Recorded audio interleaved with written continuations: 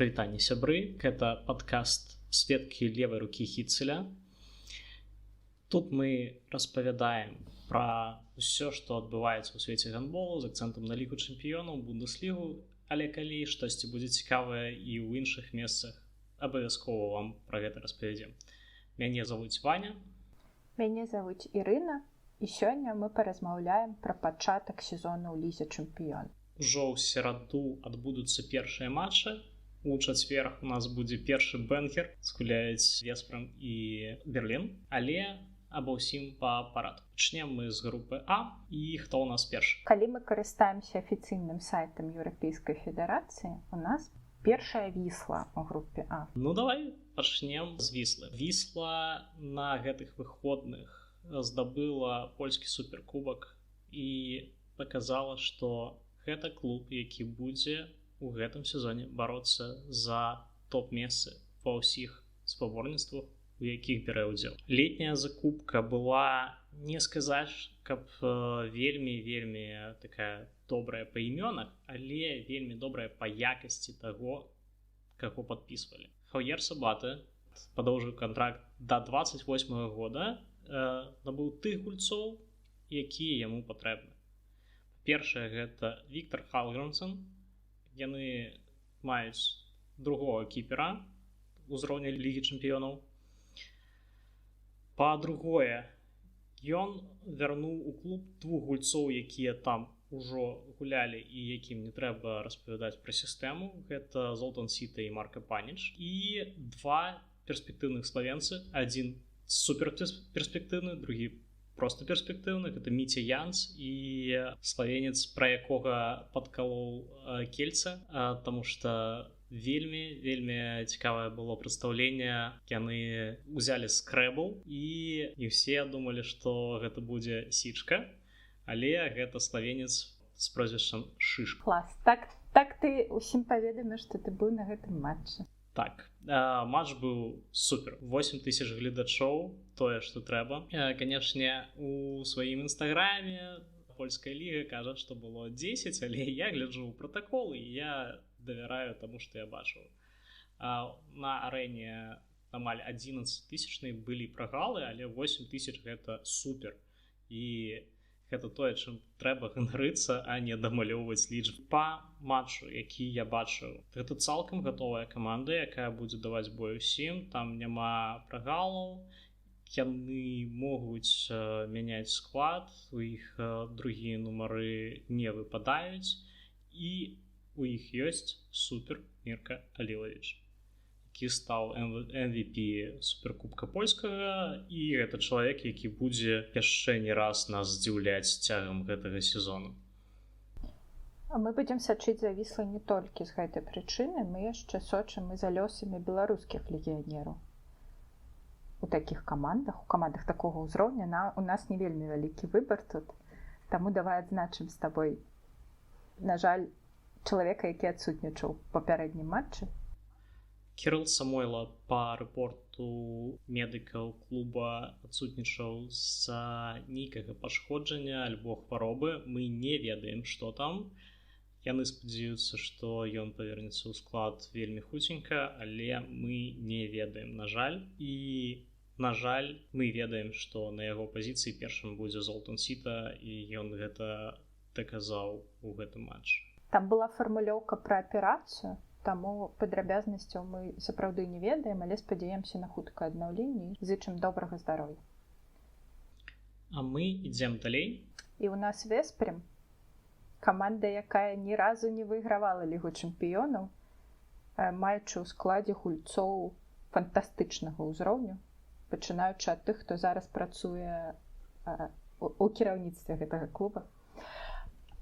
І тут галоўная трансферная падзея міжсезону, вядома, гэта падпісанне Хаві Паскуаля, які прыйшоў і ўжо даў некалькі інтэрв'ю.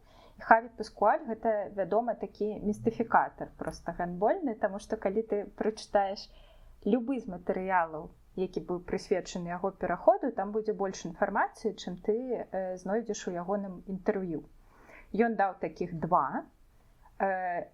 нават можа і 3, калі мы лічым прэс-канферэнцыю, і нічога выразнага не сказаў. Вось проста ты закрываеш старонку, і ты не разумееш, што хацеў сказаць аўтар. Тым не менш, магчыма, менавіта вось гэтая галоўная трэнерская кадравая змена можа стаць тым фактарам, якая прывядзе нарэшце Веспрем да, як мінімум, фіналу 4. Я думаю, што гэта план мінімум, а як максімум, нарэшце, да здабычы першага трафея у гісторыі. Яшчэ варта адзначыць, што ў міжсезон каманду пакінуў Амар Яхья, сышоў Андрэас Нільсен у чэмпіянат Швецыі, сышоў Кантен Маэ ў Гумерсбах. Я думаю, што мы абавязкова яшчэ паразмаўляем, можа, не ў гэтым выпуску, але ў наступных, пра лёс гэтых хлопцаў.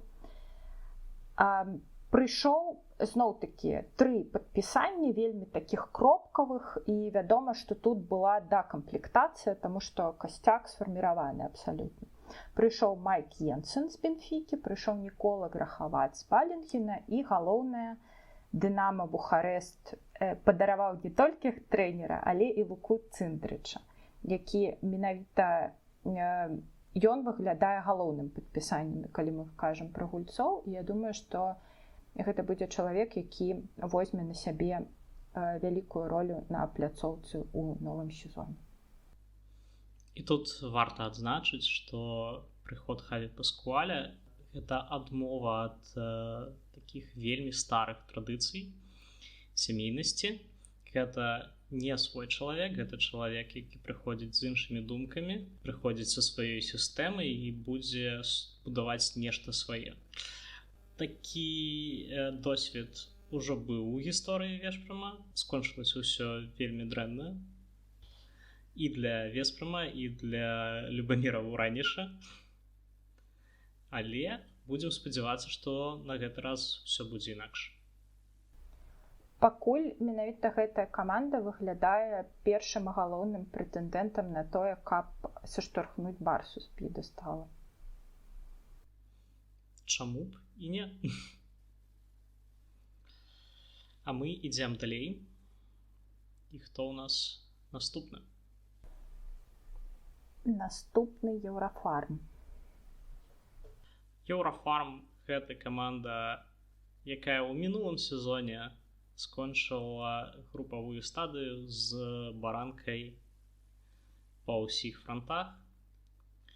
І штосьці мне падказвае, што гэты сезон будзе вельмі падобны на папярэдні. Што яны рабілі летам? Яны адмовіліся ад 3 кіпераў і ўзялі 2 іншых. Сышлі Халіфа Гідбан, Ван Лесік і Марк Кізіч, прыйшлі Нікола Мітроўскі і Філіп Івіч. Гэта 4 дасведчаныя і 1 таленавіты кіпер. Але нічога не змяняецца тут. Таксама сышлі такія гульцы, як Танкоўскі, Васіліў і Пяхоўскі, з трансфераў, якія заслугоўваюць нашай увагі. Гэта прыход Ільі Абутавіча. Можа быць, у абароне штосьці наладзіцца. Увогуле падпісана 8 гульцоў, прозвішчы большасці з якіх мы не ведаем так добра. І калі ты падпісваеш 8 гульцоў, калі ты перакройваеш усю сістэму, наўрад ці ты будзеш спадзявацца на результат тут і цяпер. І мне штосьці падказвае, што гэта каманда, якая фінішуе 8-й. Можа быць, яны набяруць якія-небудзь пункты, але не болей за тое.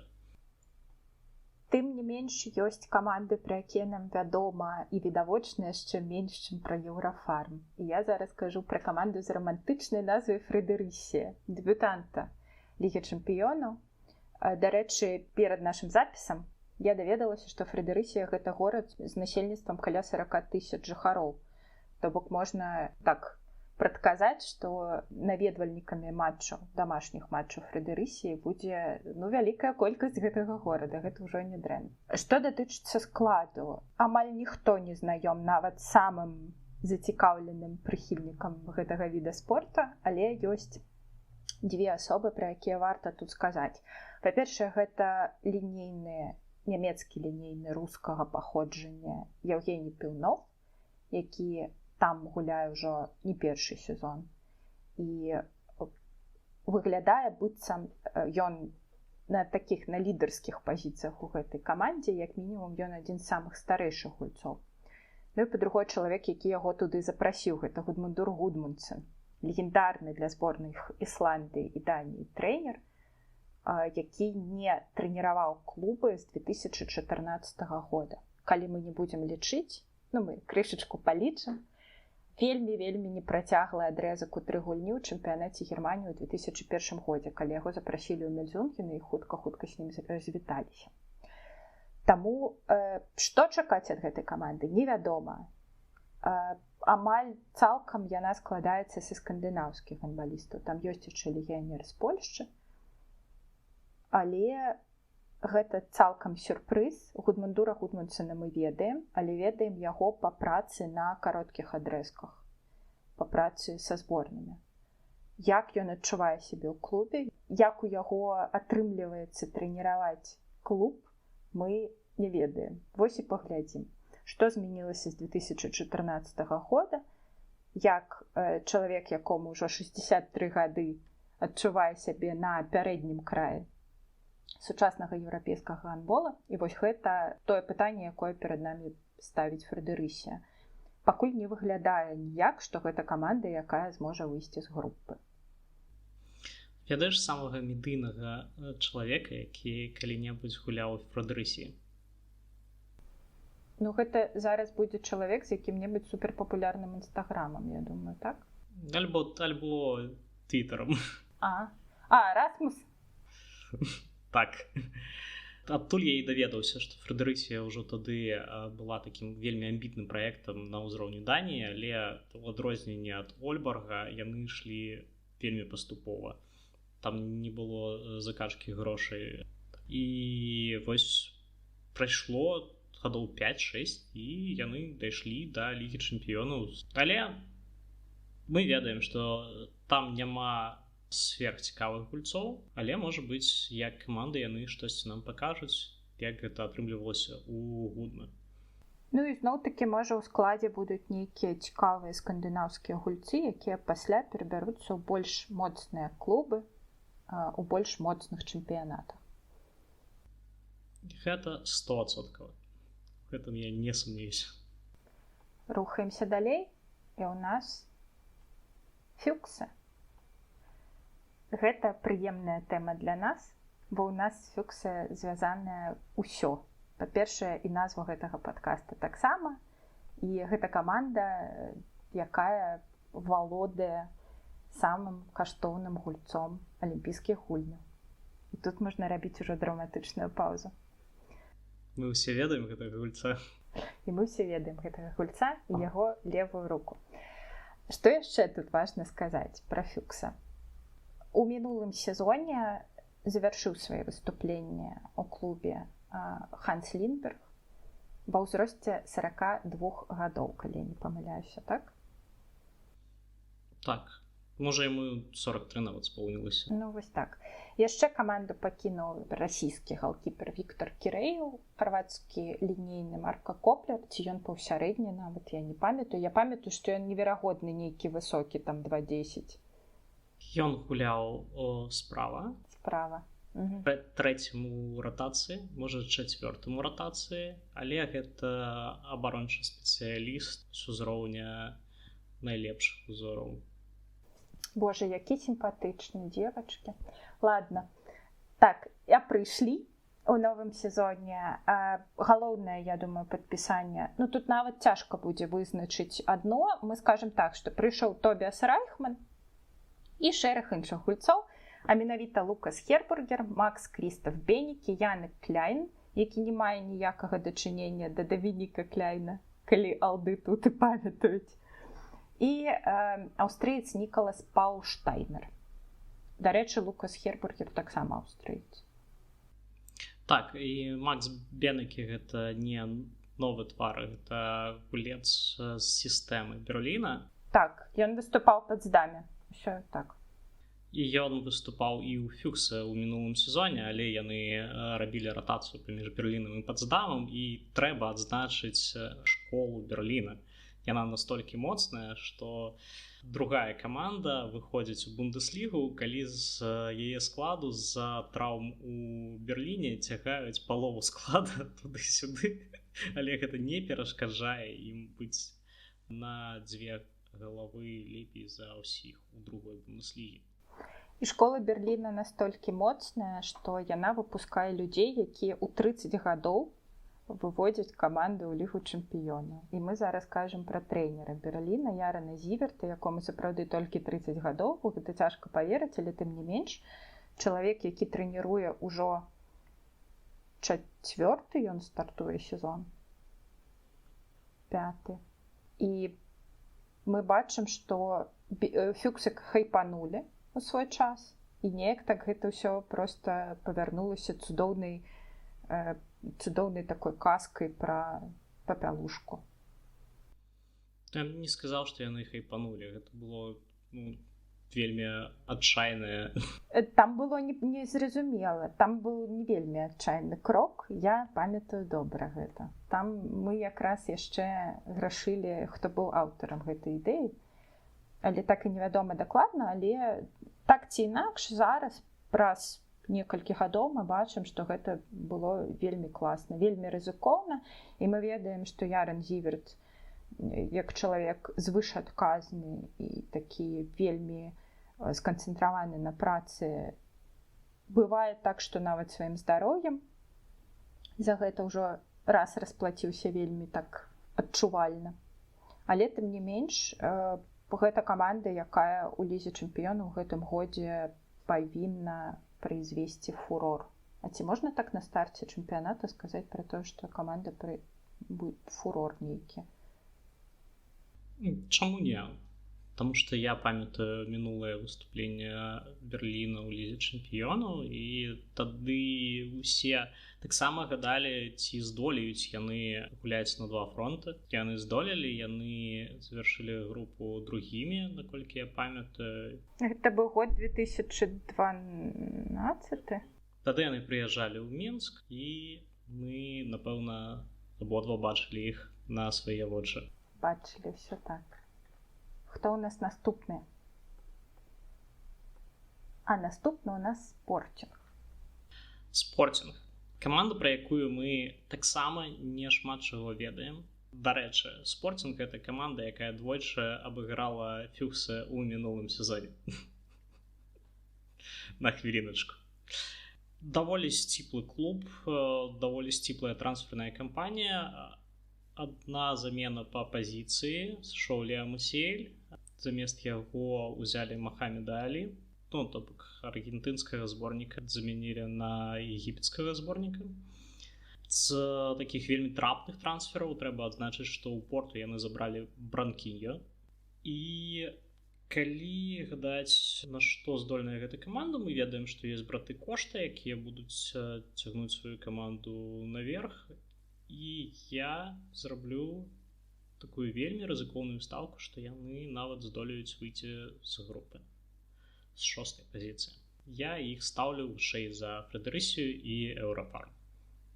А куды ты ставіш бухарэсцкае Динама, пра якое мы таксама мала што можам сказаць на дадзеным этапе? Я іх стаўлю на 5-ю пазіцыю, калі можам перайсці да абмеркавання Дынама. Дынама абнавілася амаль на палову склада, калі нават не болей, чым за палову. Таму што, акрамя таго, што Хаві Паскуаль сышоў вядомым нам напрамку і яго замяніў Давід Давіс, каманду пакінулі 7 гульцоў, а на іх месцы прыйшлі 8. Найбольш цікавае падпісанне тут гэта, безумоўна, Хаўкурт Растерсон, які пакінуў Віве, Кельце, які пакінуў Кельце. Індустрыю Ломжу Кельце. Хаўкурт Растерсон, які пакінуў Кельце. І я б сказала, што яшчэ адно цікавае падпісанне — гэта Дарка Джукіч, які сышоў з Вардара. Можам тут таксама адзначыць Ханіэля Лангара з Барселоны, але паглядзім. Тут не вельмі зразумела пакуль па гэтай персоне. Я не думаю, што бухарэсцкае Динама выглядае мацнейшым за Еўрафарм, але мы добра ведаем Давіда Давіса, Паглядзім, што ён тут зможа зрабіць. Гэта будзе цікава назіраць. І мне здаецца, што бухарэская Дынамо, калі можа прэтэндаваць на выхад з групы, то з апошняга месца. Але я б нават без упэўненасці рабіла такую заяву. Ну, я магу сказаць, чаму я стаўлю іх вышэй за Спорцем.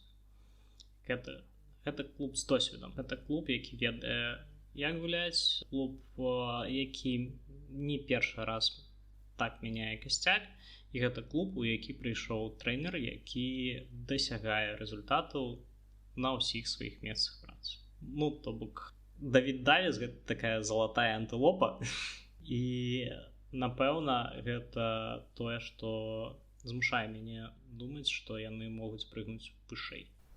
Магчыма і так. Каманда падабралася вельмі інтэрнацыянальная, вельмі цікавая па складзе, і я памятаю перыяд, калі бухарэская Дынамо складалася амаль што толькі з румынскіх футбалістаў. Зараз гэта абсалютна не так. Тым цікавей будзе назіраць за Дынамо. Так, гэта, безумоўна, тая каманда, якая не заставіць нас раўнадушнымі. Асабліва, калі вы ведаеце штосьці пра атмасферу на матчах, гэта будзе горача. Так, ці будзе горача ў Парыжы? Апошняя каманда гэтай групы. Пра Парыж тут трэба сказаць, што яны ўжо пацярпелі даволі буйную паразу ў суперкубку Францыі, дзе яны былі горш за Нант. І гэта, напэўна, нам не шмат чаго кажа, але гэта такі намёк на тое, што у гэтага клуба могуць быць праблемы. Што змянілася ў міжсезонне? Завяршыў кар'еру Нікола Карабаціч, і было некалькі сходаў такіх гульцоў другога парадку. З цікавых сходаў гэта сход Дамініка Маты, якога бралі са спадзевам на тое, што ён штосьці зменіць, такая маладая кроў, але не атрымалася. Калі мы глядзім на тых, хто прыйшоў, гэта Дані Байнс, Ямар Яхе. Гэта вельмі якасныя падпісанні, асабліва Яхе. Можа быць, будзе праблема з тым, што ёсць два плеймейкеры аднаго профілю і варыятыўнасці будзе не хапаць. Але ростара хапае на тое, каб быць трэцімі ў гэтай групе, можа спрачацца за першыя два радкі. І мы паглядзім бліжэй да канца сезону, што будзе ўяўляць сабе гэта каманда. Давай аптымістычны прагноз. Ці верыць хто-небудзь з нас, што ПСЖ, тут павінна быць закрэсленая фраза, калі-небудзь выйграе Лігу чэмпіёнаў? У гэтым сезоне выйграе Лігу чэмпіёнаў? Не, ПСЖ можа выйграць Лігу чэмпіёнаў праз сезон пасля таго, як Веспрам выйграе Лігу чэмпіёнаў. Толькі ў такім парадку. Такі элегантны адказ, я б сказала. У ПСЖ ён бы спадабаўся. Ну, гэта аптымістычна. Ну, гэта, па-першае, аптымістычна для Веспрам. Так.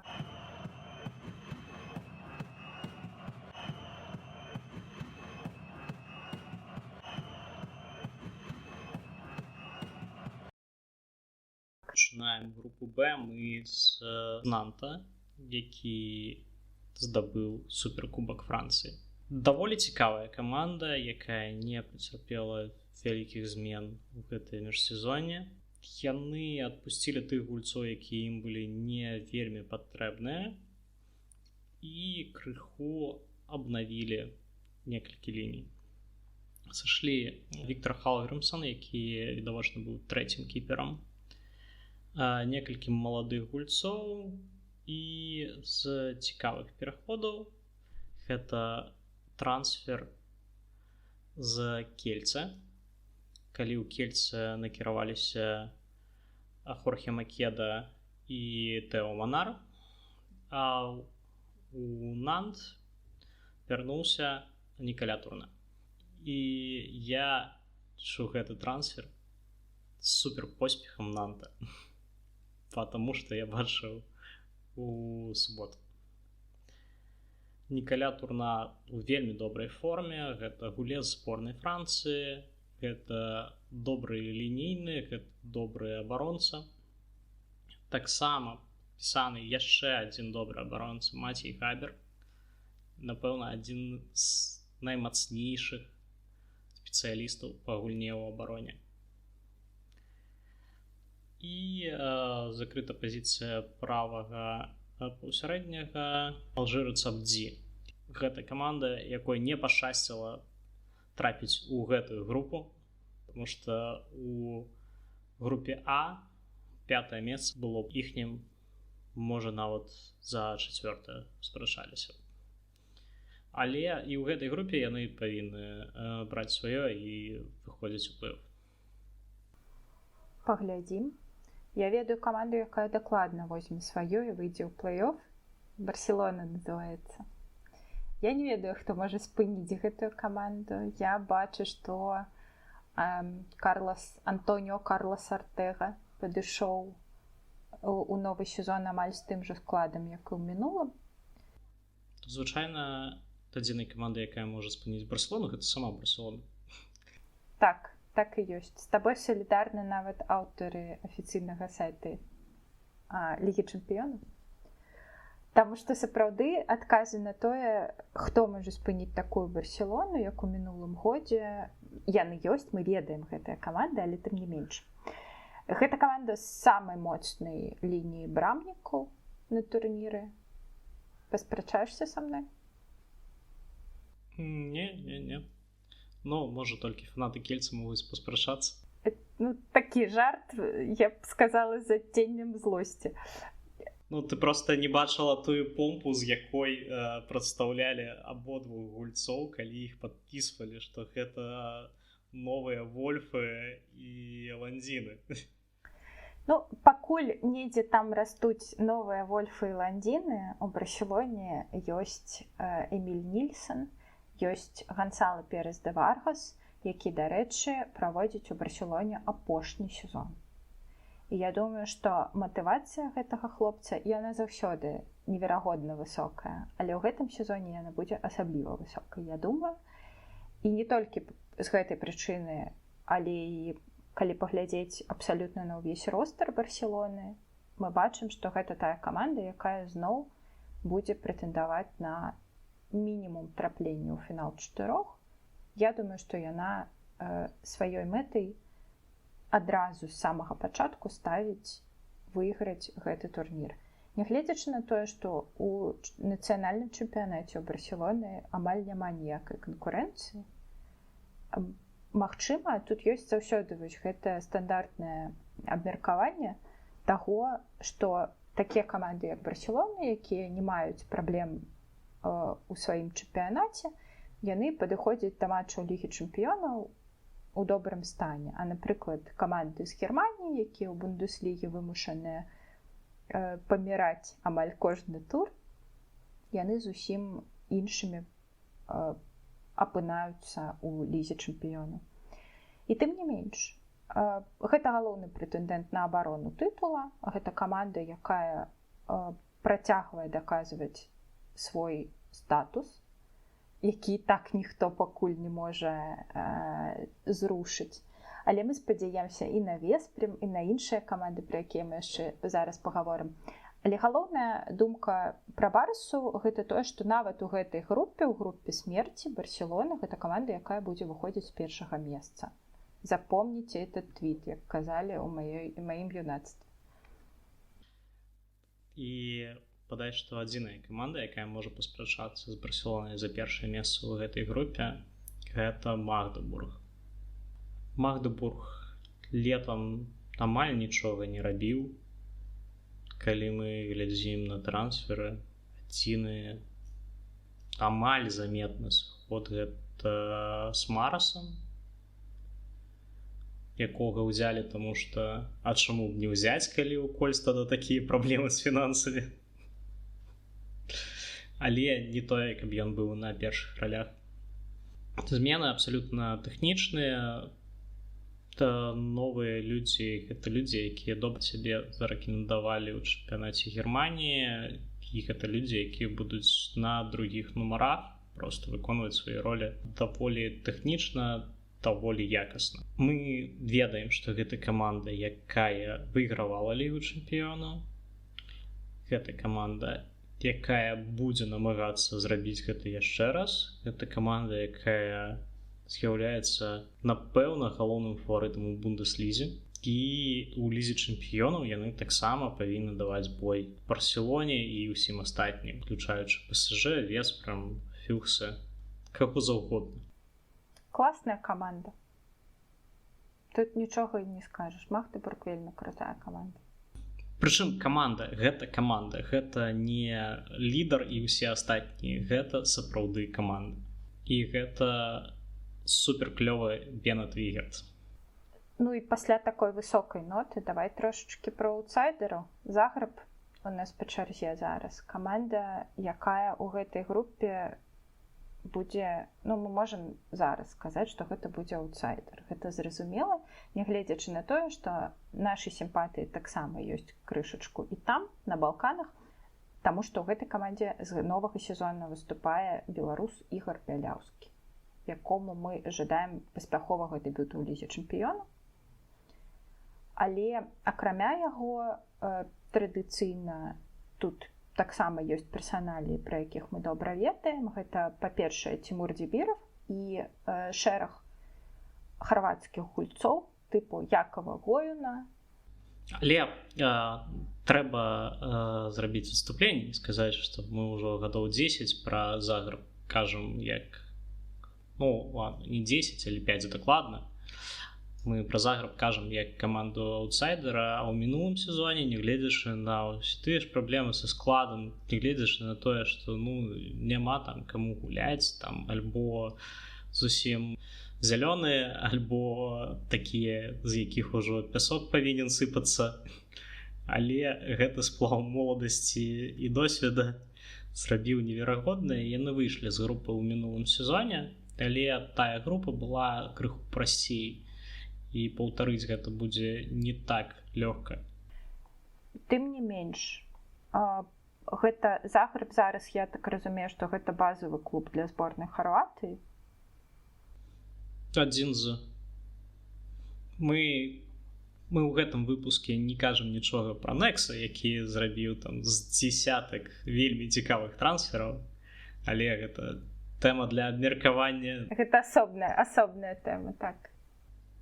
Але гэта клуб, які заўсёды дапасоўваў да свайго ростару усіх талантаў, якіх яны маглі вырасці з Харватыі і краін суседак. Кшталт Босніі, Славеніі. І так і ёсць зараз. Часткова ёсць і серб, ёсць і басніец. Нават 2 серба. Ну, тым не менш, Загрэб каманда зноў-такі не вельмі для нас зразумелая на паперы загадзя.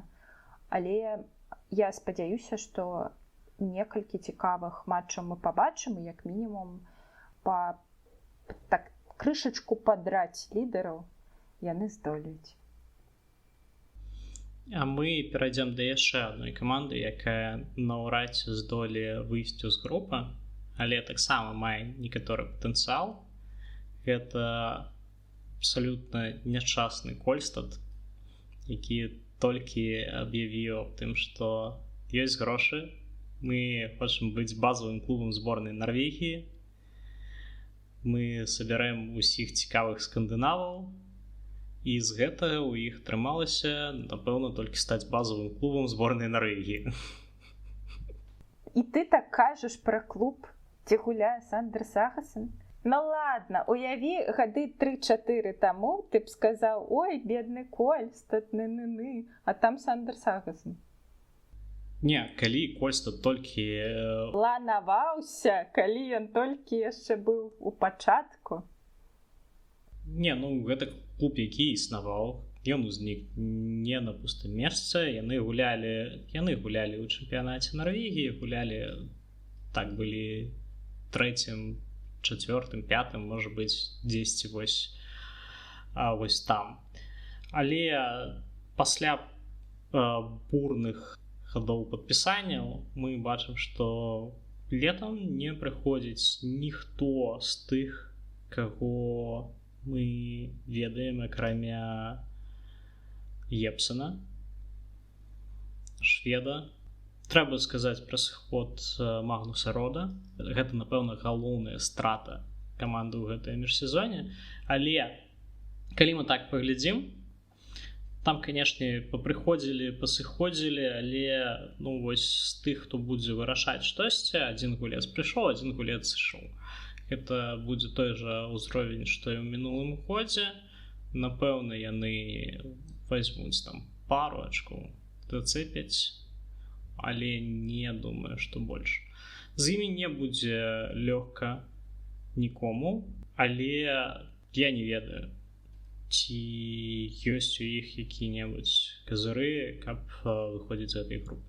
А мы зробім калі-небудзь сумны выпуск пра тое, што здарылася з Сандерам Сагасанам? Чаму бы не? Можа, пасля гэтага сезона. Спадзяемся, што не, але пакуль усё выглядае не вельмі аптымістычна.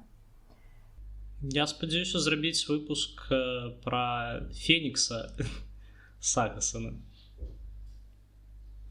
Але, можа быць, я адзін такі ва ўсім свеце. Ты і мама Сандера Сагасана. Прыкладна так. Вось ты сказаў пра галоўную страту, галоўны сыход Магнуса Рода, і тут самы час сказаць пра пік. Ён жа сеет, ён жа пік сеет, і зараз нейкая вельмі такая доўгая назва ў каманды, таму што з'явіўся новы тытульны спонсор.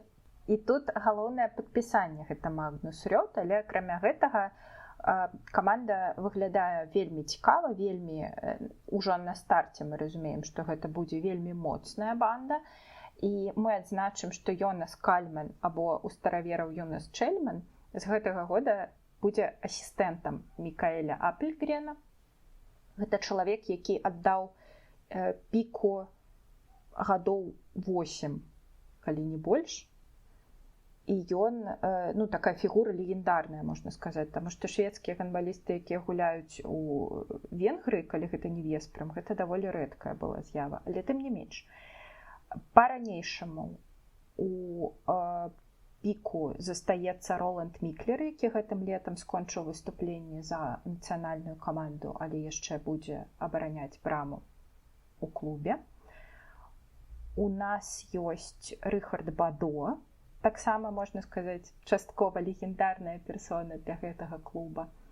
І, магчыма, вось гэты новы тытульны спонсор, якога я так крывадушна не назвала на пачатку, гэта прычына таго, што мы можам зараз з усмешкамі абвясціць пра тое, што ў наступным годзе за гэтую каманду, і тут трэба загібаць пальцы, будзе выступаць Ім Готфрідсен, туды пераходзіць Хампус Ванне, Міклаш Рошта, Лукас Нільсон з Ольберга, Сергей Эрнандес і Оллі Мітон. Пакуль малавядомы нам фарэрскі гулец. Оллі Мітон – гэта найлепшы гулец, якога я ведаю са сваёй генерацыі пасля Петра Цыкуса.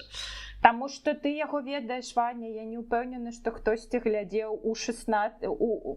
гэта быў, напэўна, у 16, калі ты глядзеў. Колькі яму, 19 гадоў? Яму 19 гадоў, і мы яго ведаем як гульца Савіхофа ўжо гады 3 ён паказвае штосьці, што зусім не адпавядае яго ўзросту.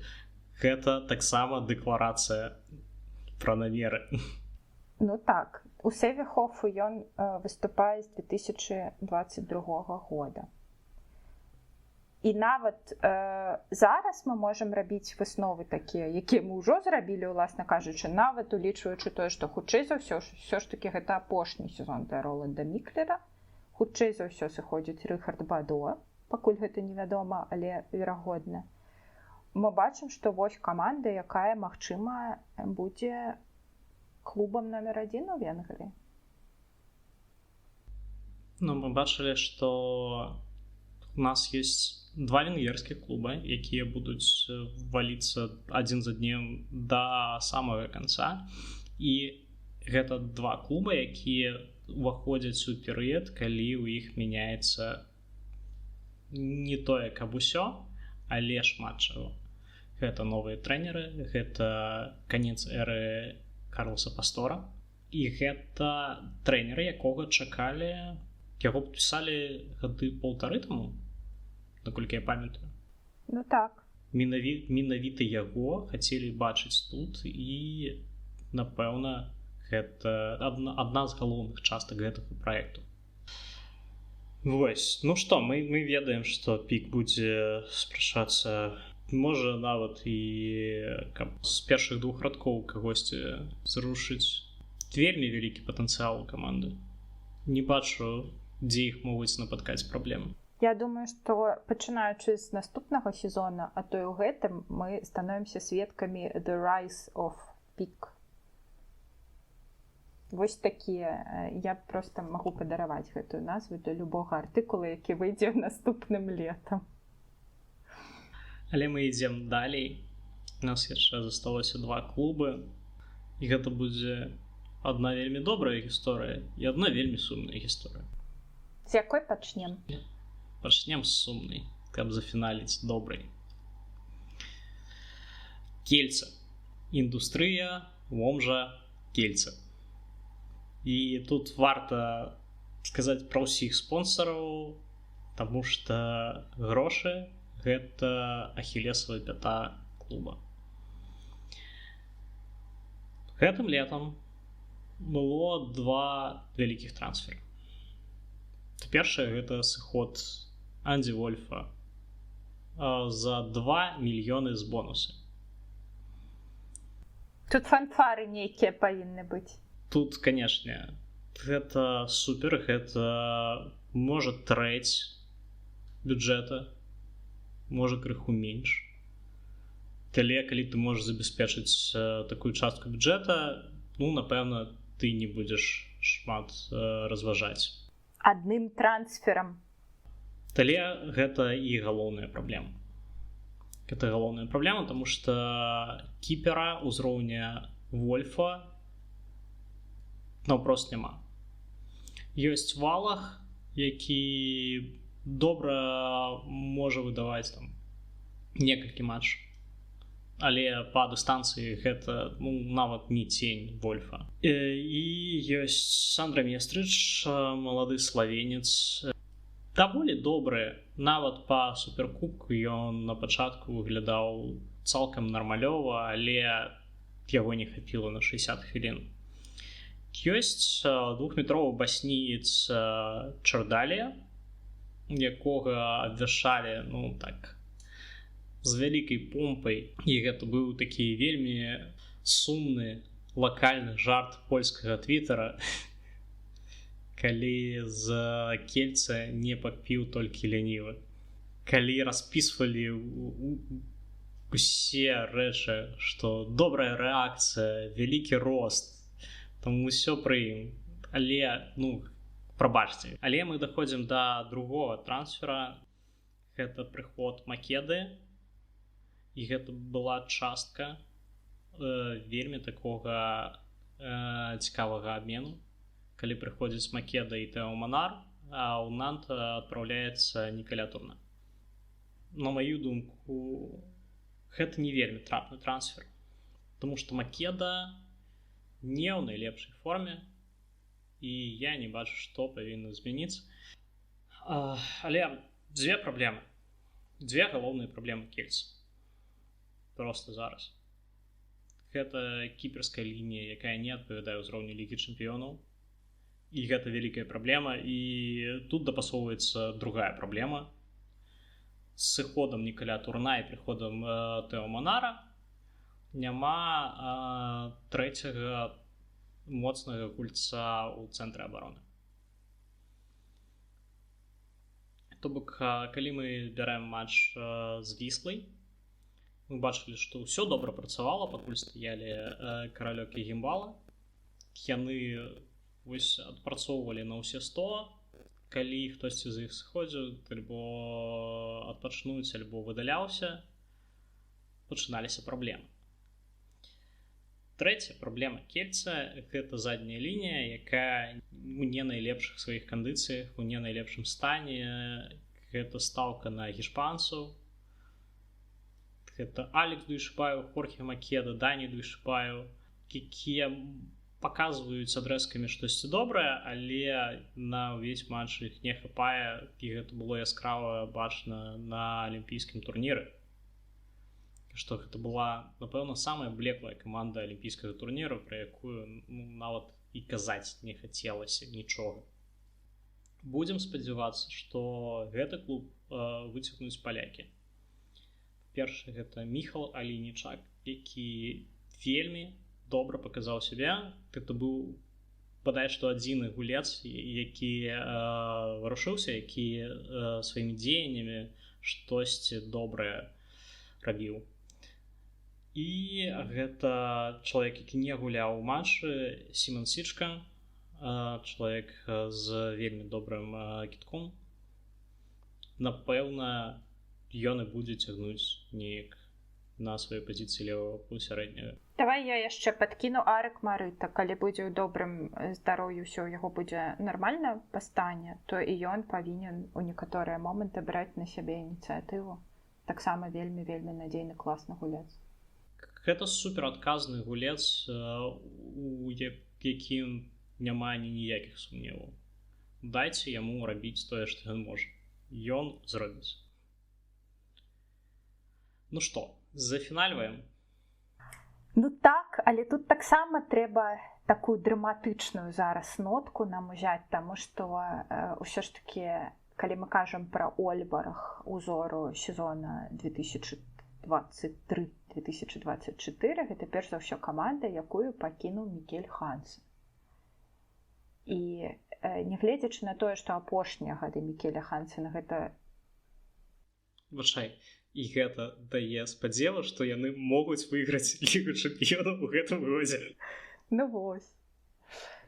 То бок шансаў пра чалавека, які завяршыў кар'еру, сказаць, што я буду добрая, ты мне не пакідаеш. Ну і ладно. Ну, нешта так. Ну, добра. Так ці інакш, Мікель Хансен сыходзіць, з імі сыходзіць яшчэ шэраг дацкіх гульцоў і шведскі лінейны Еспер Нільсен, якога я асабіста памятаю па выступленнях за ПСЖ. І сэрца маё дзявочае казытала гэта. Таму што гэта такі двухметровы нардычны бландзін, якія мне звычайна вельмі падабаюцца.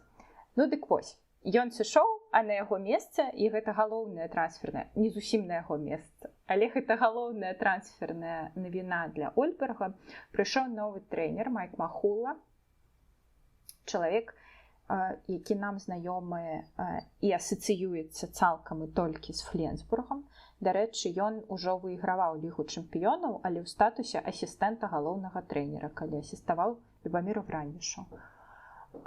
Я думаю, што ён вельмі зараджаны, і ён павінен, атрымаўшы такую спадчыну, такую класную каманду, ён павінен быць на вышыню ў гэтым сезоне, як спецыяліст, як матыватар, як чалавек, які можа будаваць нейкія гульнявыя схемы адрозныя ад таго, што ён рабіў у Фленсбургу. Але паглядзім, тут пакуль не будзем забягаць наперад.